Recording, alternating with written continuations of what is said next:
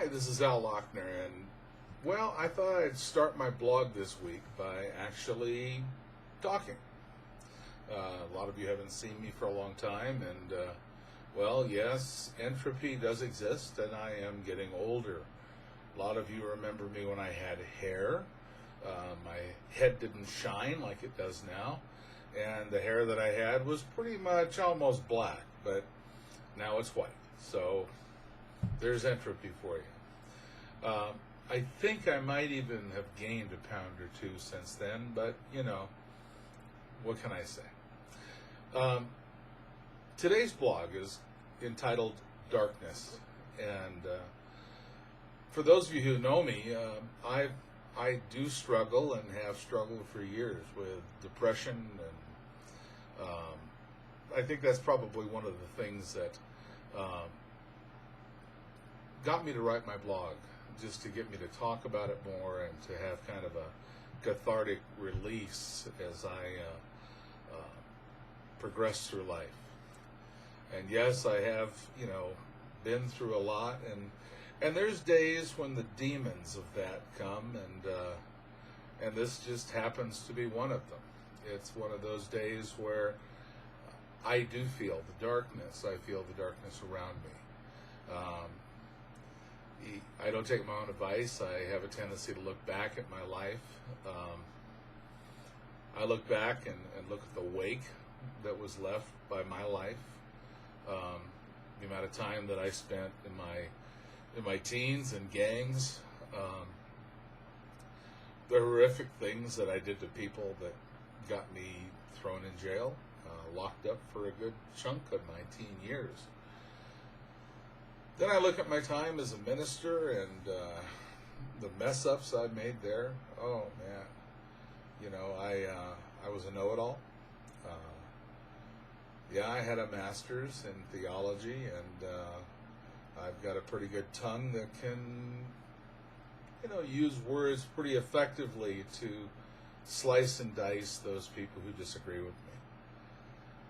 But as the darkness comes in, I have a tendency to look back. I get emails from people that tell me that I was an encouragement to them, or I had helped them back when I was a minister.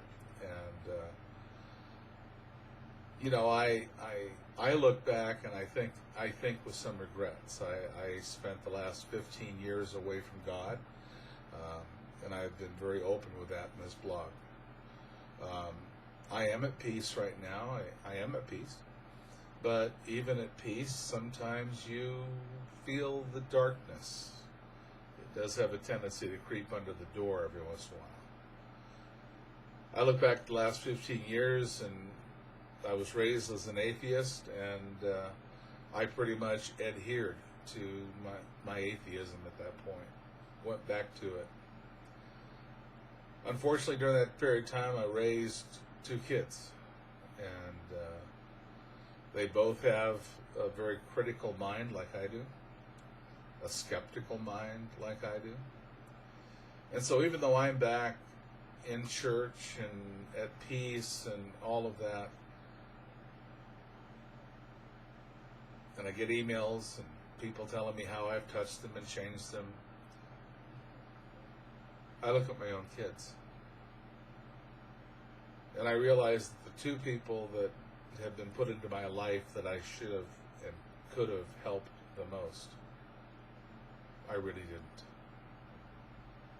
Well, I guess I'm a good dad. They love me.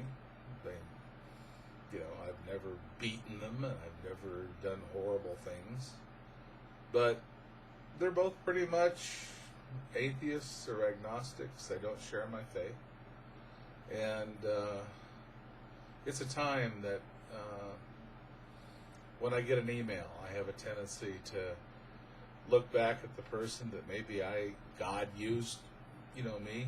He uses the weak to shame the strong, the ignorant to shame the wise. And God used me with all the failings that I have. And as I look back at my kids, I see that I didn't share with them the thing that is probably the most precious in my life right now. And maybe you have gone through some times in your life when the darkness hits. And so today, what I'm going to talk about in the blog below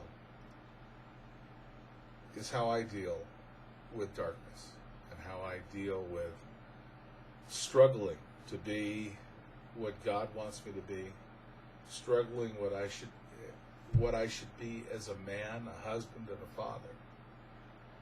I sit here in my third marriage with 2 children who are now adults that don't share my faith. And although I'm at peace, I do have regrets. And those regrets are like, I guess you could say, the scars of some of the choices that I've made in my past that caused me to be who I am today. I have far more questions today than I had answers for when I was in my 20s and 30s. So, if you get a chance, read below. If it speaks to you, feel free to share it. And I'll be talking to you in print in just a second. Bye-bye.